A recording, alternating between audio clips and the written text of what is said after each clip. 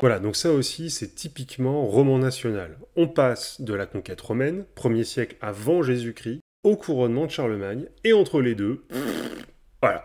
On pourrait parler de la christianisation des Gaules, par exemple. On pourrait parler de la construction de la monarchie mérovingienne.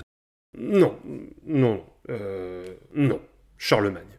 Bon, après, rien à dire, hein. Charlemagne a bien été couronné empereur en l'an 800 par le pape, à Rome. Next.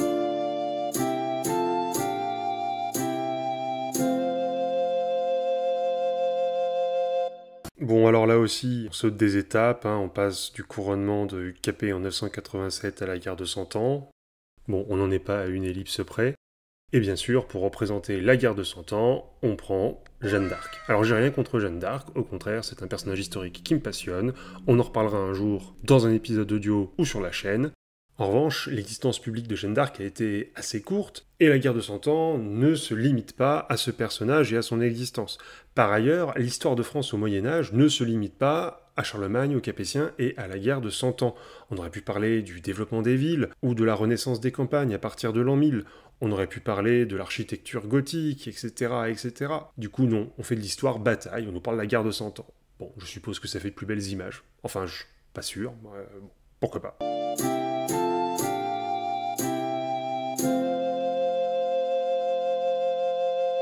Ok, pas de problème, on passe directement de la Renaissance avec François Ier à Louis XIV.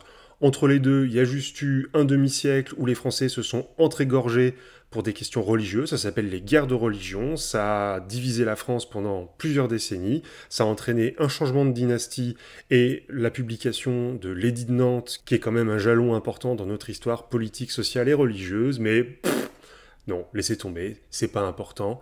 Les grands hommes, dans leur château, et le reste, ça n'existe pas. Bon, voyez déjà pourquoi j'ai un problème, hein, c'est vraiment une vision de l'histoire, une manière de faire de l'histoire, complètement archaïque, complètement dépassée. Dès le début du XXe siècle, on commençait déjà à la remettre en question.